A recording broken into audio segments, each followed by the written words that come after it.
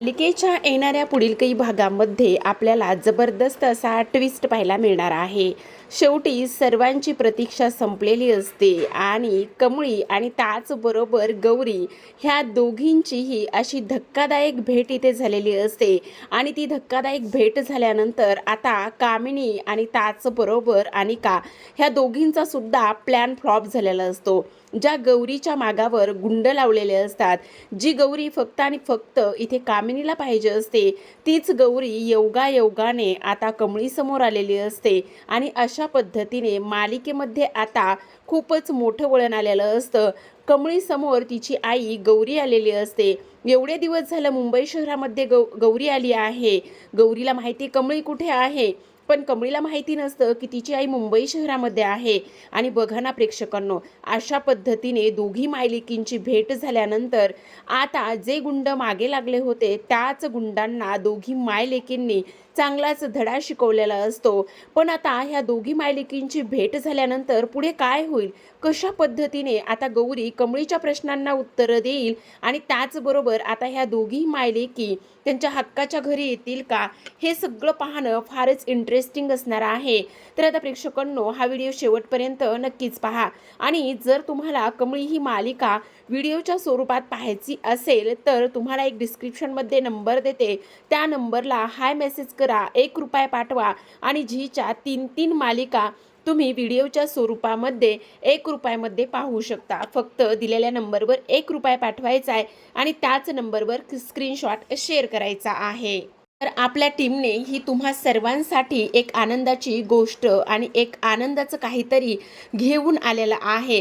तर आता आपण मालिकेमध्ये पाहतोय की कामिनीला समजलेलं असतं की इथे दाराशी आलेली दुसरी तिसरी ती कोणी नाही तर फक्त आणि फक्त इथे ती गौरीच होती. ही गोष्ट जेव्हा तिला समजते आणि तेव्हा ती आता लगेचच खूप मोठा डाव टाकत असते.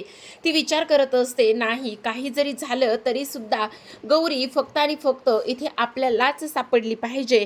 आणि म्हणूनच ती आता राजनला बरोबर खिडकीतून लाल रुमाल टाकायला लावते आणि त्यानंतर गुंडांना फोन करून सांगते की आता इकडे अन्नपूर्णा महाजनांच्या घराच्या बाहेर तुम्ही येऊन थांबायचं आहे.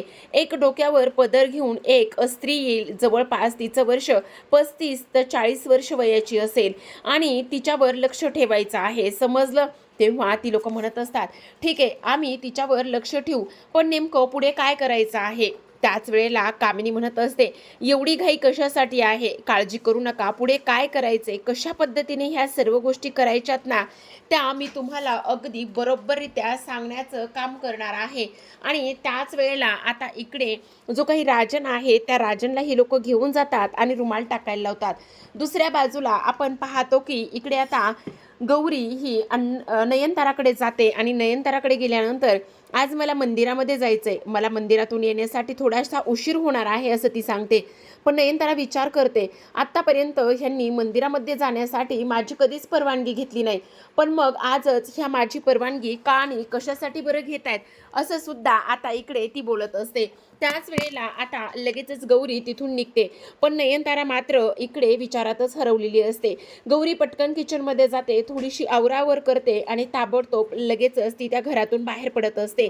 आता तिला मंदिर अगदीच जवळ नसतं, थोड्याशा अंतरावरच असतं आणि त्यामुळे ती मंदिराकडे निघालेली असते. आता राजनने टाकलेला कपडा सुरुवातीला गौरी पाहते आणि त्यानंतर आता कामिनीने सुद्धा पाहिलेलं असतं की गौरी इथे आलेली आहे आणि आता ती मंदिरामध्ये जाणार आहे.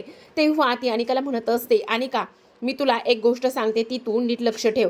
तेव्हा अनिका म्हणत असते, काय, हे बघ इथे तुझी आजी, त्याचबरोबर तुझा तो बाप दारुड्या आणि सगळ्यात महत्त्वाचं म्हणजे कमळी आणि त्या निंगीवर व्यवस्थित लक्ष ठेवायचं, घरातून कुठेही बाहेर जायचं नाही. त्याच वेळेला ती म्हणत असते, का आणि कशासाठी बाहेर नाही जायचं. तेव्हा लगेच आता कामिनी म्हणत असते, तुला मी जेवढं सांगते ना तेवढीच गोष्ट इथे तू लक्षात ठेव, जे काही होणार आहे ना ते आता आम्ही करणार आहोत. तर इकडे दुसऱ्या बाजूला कमळी आता घरी आलेली असते आणि ऋषी घरी नसल्यामुळे कमळी म्हणत असते, बरं ऐका ना नयनतारा मॅडम, मी आत्ता इथे थांबत नाही, कारण मी आता इथून निघून गेलेलंच बरं, असं इकडे ती म्हणत असते. तेव्हा नयनतारा तिला मुद्दामूळच थांबवण्याचं काम करत असते. ती म्हणत असते, हे बघ असं काय करतेस, थांब ना इथेच आणि ऋषी येईलच. तेव्हा ती म्हणत असते, नाही नको मी जाते. असं म्हणून कमळी सुद्धा निघून जाते. आता कमळी निघून गेल्यानंतर आपण पाहतो की इकडे ऋषी घरी येतो आणि ऋषी म्हणत असतो, आज कमळी कसं काय आली नाही. त्याच वेळेला आता इकडे ती म्हणत असते, कमळी आली होती पण कमळी आल्यानंतर ती तशीच निघून गेली. पण का निघून गेली असं सुद्धा आता इकडे ती विचारत असते. त्याच वेळेला आता इकडे ती म्हणत असते, अरे का निघून गेली म्हणजे तसंही आता तिचं शिक्षण आहे आणि त्याचबरोबर तू असं किती दिवस तिला ह्या सगळ्या गोष्टींसाठी मदत करणार आहेस ते सुद्धा तुला समजायला हवं ना, असं सुद्धा आता इकडे ती लोक बोलत असतात. त्याचबरोबर आपण पाहतो की इकडे आता दुसऱ्या बाजूला कामिनी त्याचबरोबर रागिनी ह्या दोघी जणी आता इकडे निघालेल्या असतात, ते म्हणजेच की गौरीकडे. कारण गौरीचा पाठलाग करणं आणि त्याचबरोबर सगळ्यात महत्त्वाची म्हणजे आता गौरी आपल्याला सापडली पाहिजे. त्या गुंडांना एकदा का ती हाती लागली की मग मागच्या वेळेला कसं तिला डांबून ठेवलं होतं आणि कसं तिला विचारलं होतं की तुझी मुलगी कुठे, पण त्यावेळेला तिने सांगितलं नव्हतं. पण आता मात्र काही जरी झालं ना तरी सुद्धा इथे आपण ह्या सगळ्या गोष्टी तिला विचारायच्या आणि गुंडांना तिला पकडायच लावायचं असं कामिनीने ठरवलेलं असतं आणि त्यामुळे त्या सुद्धा दोघी जणी तिचा पाठलाग करतात. आता दुसऱ्या बाजूला आपण पाहतो की गौरी ही मंदिरामध्ये राजांची वाट पाहत असते आणि त्याच वेळेला कामिनी आणि रागिनी ह्या दूर उभा राहून हे सगळं पाहतात. आता गुंड सुद्धा तिथे असतात पण बराच वेळ झालेला असतो, राजन आला नाही. त्यामुळे आता गौरी विचार करते, नाही नाही मला तर फार भीती वाटते, नको नको.